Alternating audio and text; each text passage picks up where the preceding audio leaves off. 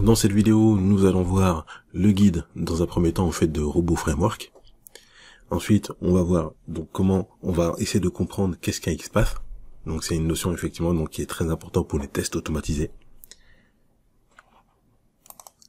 Je vais vous montrer donc la console qui est un élément essentiel dans les tests automatisés et on fera derrière un petit exercice. Donc pour le guide de Robot Framework, donc là je vous ai mis en fait le lien, mais on va aller donc il faut aller dans Robot Framework, Selenium Library .html. Donc on va ouvrir un navigateur. Donc là ici je vais juste taper tout simplement Robot Framework. Donc dans Robot Framework, là ici donc dans le résultat en fait de la recherche, je vais sélectionner Selenium Library. Je clique dessus et j'arrive directement sur le guide en fait qui va nous intéresser. Donc là on voit qu'on a la possibilité d'aller sur le site de Robot Framework. Donc là vous avez pas mal d'éléments en fait qui peuvent effectivement donc vous aider. On ira donc petit à petit. Donc là on va voir en fait les différents mots-clés qui sont utilisés dans la librairie en fait de Selenium. Donc par exemple, nous avons vu Open Browser. Donc ce que je vais faire, c'est que je fais un CTRL F. Donc ça aussi, vous allez pas mal utiliser. Donc je vais rechercher Browser. Donc on a compris que c'est en anglais. Donc ici, je mets dans la barre de recherche ici, en bas à gauche, Browser. On va chercher donc les résultats.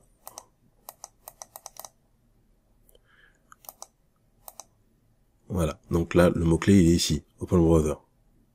Donc là, c'est les différents mots-clés qui sont utilisés. Donc si par exemple, il y a une action que vous souhaitez en fait réaliser, donc vous pouvez venir dans cette librairie-là et voir si il y a un mot-clé en fait qui correspond.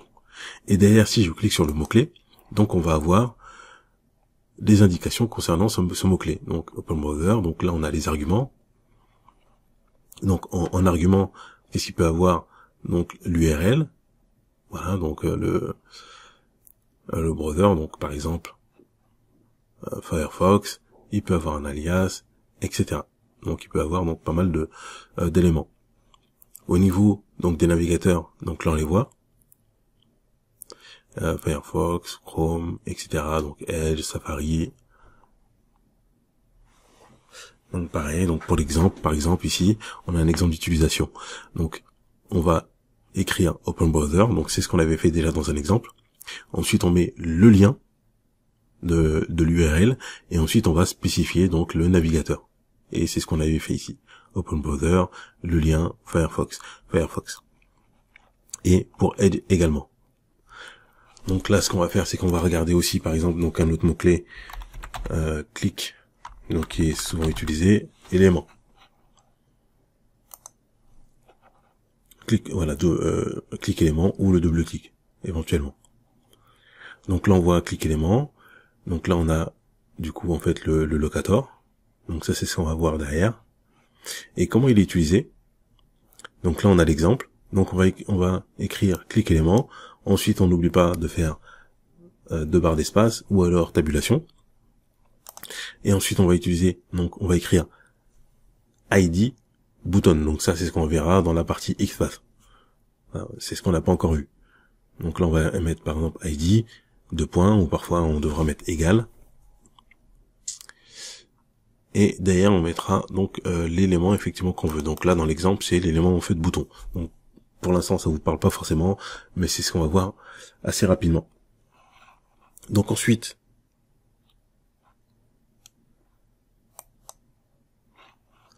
donc là on a vu effectivement donc le guide de Robot Framework donc qui est accessible assez facilement et je vous invite à le consulter assez régulièrement. Petit à petit je vais vous transmettre quelques astuces voilà qui vont pouvoir vous faciliter dans les tests d'automatisation. Donc ensuite on va voir donc la console en fait de Chrome ou de Firefox et de Edge. Donc je vais retourner ici donc sur le navigateur. Donc là actuellement en fait je suis sur Firefox et ce que je vais faire c'est que je vais cliquer sur F12. Donc F12 c'est la touche du clavier F12. Et là on a la console en fait qui apparaît. Voilà. Donc j'ai la console qui apparaît. Ce que je vais faire. Donc là c'est F12. Sinon, vous avez la possibilité, au lieu de cliquer sur F12, de faire un clic droit, et on va faire inspecter. Donc on a la possibilité d'y aller via F12, mais également avec inspecter. Donc là par exemple, tout à droite, donc j'ai 3 petits points, je peux cliquer dessus et choisir où est-ce que je veux avoir la fenêtre inspectée. Donc là, je l'ai ici, en bas. Mais je peux aussi l'avoir par exemple à droite.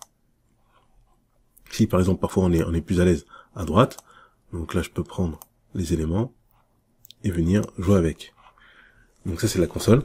Et donc ce qui va être intéressant donc pour nous, donc pour Firefox, donc ça va être la partie inspecteur. Les autres on va pas forcément regarder. Donc ça c'est pour Firefox. Et on voit ici, attendez, donc je vais cliquer ici, donc là je vais cliquer, imaginons que cet élément en fait m'intéresse. Donc je vais faire un clic droit ici et je vais faire inspecter. Comme ça je vais avoir l'élément directement ici. Et si je me mets ici, ça c'est très important, on va voir qu'il est en surbrillance. On va s'en servir. On va beaucoup s'en servir. Donc voilà. Si je clique ici, par exemple, je fais inspecter, et que je me mets ici, donc ça nous aide à comprendre que, là on est dessus. Voilà, donc ça c'est pour la console de Firefox. Maintenant on va essayer de voir donc la console de Chrome, pour voir les petites différences et les petites subtilités.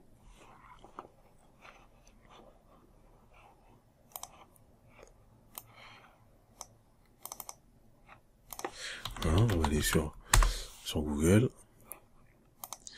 Ok, donc là je vais faire un clic droit et je vais clic droit ici sur Google. On va aller sur inspecter. Donc là par défaut ça s'ouvre directement à droite. Okay. Mais je peux le mettre en bas donc si je préfère.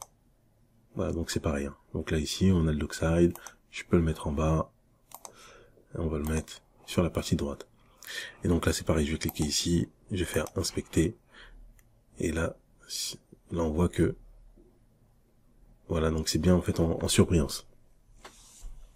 Donc clic droit, inspecter, ou F12. En fait c'est pareil. Donc la petite astuce c'est parfois on n'a pas la possibilité de cliquer, de faire un clic droit. Et donc on a juste à faire F12. Et pour Edge, donc ça sera pareil.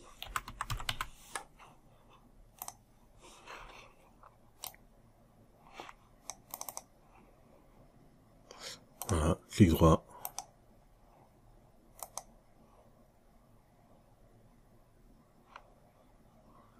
Et on est directement ici dans les éléments. Donc c'est exactement pareil. Et sur Chrome, on est aussi donc sur les éléments. Voilà. Donc maintenant, je vais vous montrer à quoi sert en fait cette console dans notre cas. Donc elle va être importante par exemple pour cibler les XPath. Alors un XPath, en fait, qu'est-ce que c'est? Donc là on a vu effectivement donc la console. Donc là maintenant on va essayer de comprendre qu'est-ce qu'un XPath.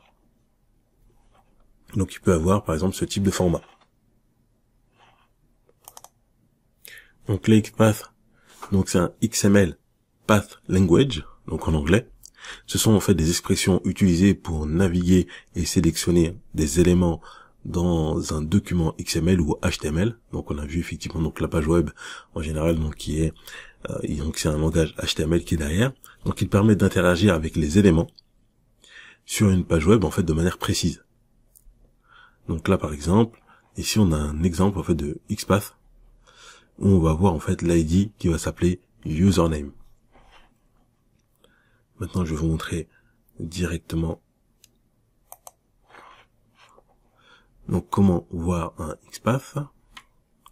Donc par exemple ici je fais clic élément, clic element. Donc ici je vais faire un clic droit par exemple. Donc déjà je dois m'assurer en fait que je suis bien dessus. Je vais faire un clic droit.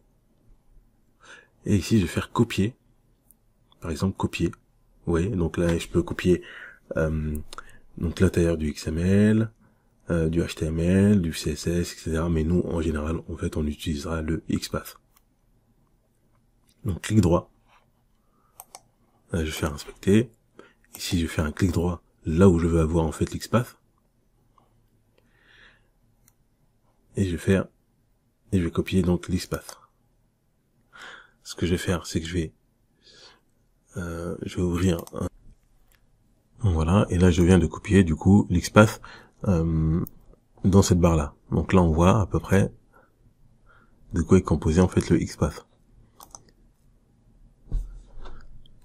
Alors donc maintenant si je reviens ici, alors donc là on a la classe égale name, href égale xelement, ok, et si je clique ici maintenant un petit peu plus haut et je fais copier le XPath,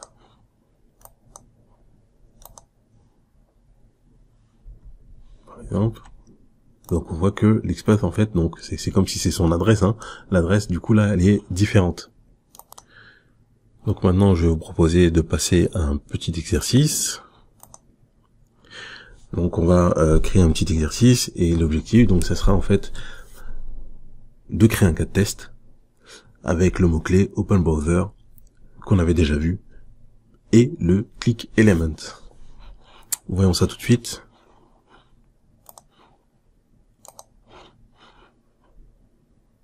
Donc là je vais récupérer une adresse.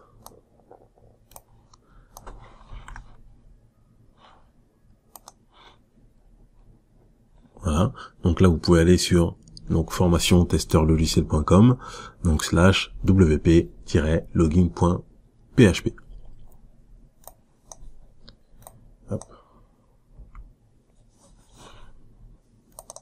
Et l'objectif donc ça sera de pouvoir arriver sur cette page là et de cliquer sur le bouton se connecter, et on va faire ça en direct. Donc pour cela on va créer un nouveau fichier. Donc moi je vais passer directement. Donc on va créer donc le nouveau fichier. Donc je ne me trompe pas de dossier. Voilà. Oups. Voilà donc test 3. Voilà, je vais utiliser le test 3 donc point robot, ou non, on va le nommer exercice 1.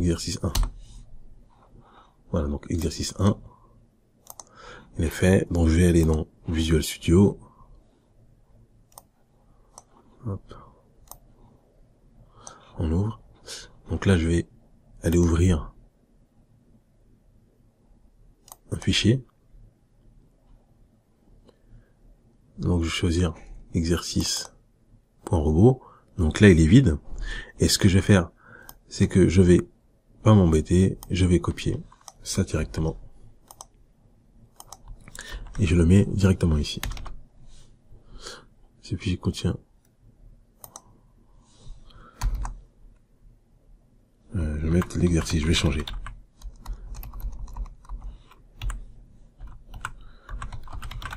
Exercice de test. Ok. Donc pour la variable ici, donc c'est pareil.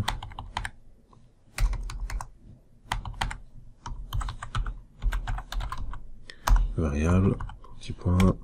Donc là on va créer une variable. Donc c'est pareil. On va mettre $, entre accolades.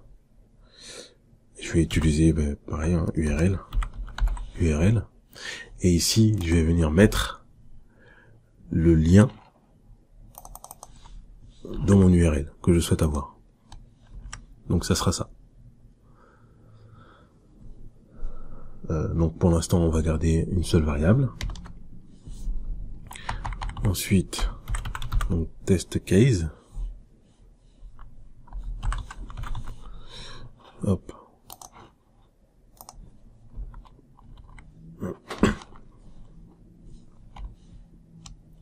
Donc on va nommer notre cas de test. Donc on avait dit ouvrir le navigateur et cliquer sur le bouton se connecter.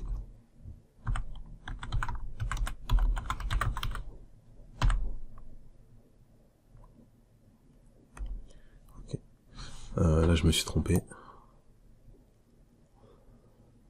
C'est pas grave.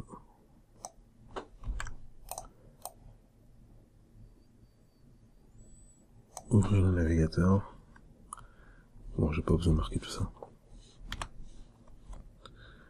Donc là, on va mettre documentation.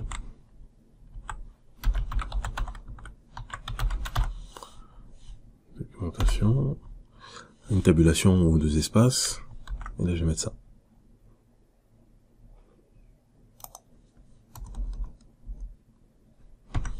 Ok. Donc là, pareil. Donc, n'oubliez pas, hein, l'indentation à chaque fois. Donc ici, on a le cas de test, ici, le nom du cas de test. Allez, tenez, je vais vous le mettre. Ici. Voilà, ça c'est le nom du cas de test. La documentation. On pourrait ajouter un tag, mais on va pas le mettre. Ensuite, on va commencer avec le mot-clé, donc Open Browser, donc pour ouvrir le navigateur. Et si vous vous rappelez pas, le réflexe, c'est bon, soit d'aller sur Internet, il y a un autre outil qu'on utilisera pour vous aider, ou alors aller donc sur le guide, sur la librairie en fait de Selenium, sur la page de Robot Framework. Donc Open Browser, et ici je dois mettre, vous l'avez compris, la variable. Donc que je vais recopier. Ici. Donc là, vous avez vu que la couleur, elle est pas bonne. Voilà. Donc là, la variable, elle est bien reconnue.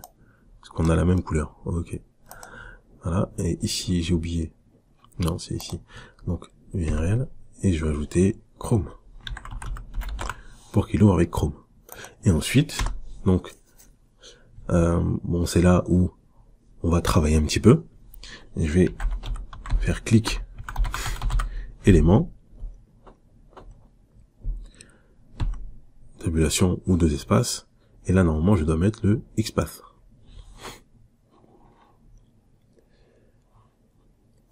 Donc on va aller chercher notre XPath. Donc ici je vais cliquer, et je vais faire un clic droit, inspecter ou F12 comme vous voulez. Voilà, donc là je suis bien dessus. Et donc si je fais un clic droit, copier, XPath, je retourne dans VS Code, et on va voir s'il va l'accepter. Vous voyez? Donc là on voit qu'il y a un ID, et qu'il a mis égal. Ok. Dans l'XPath, donc là on a une étoile, donc c'est pour spécifier effectivement, donc là il va prendre tout ce qu'il y a avant. Ok, donc de toute façon on verra ça dans un cours un petit peu plus en profondeur sur les XPath. De la même manière que qu'on verra les variables un petit peu plus tard.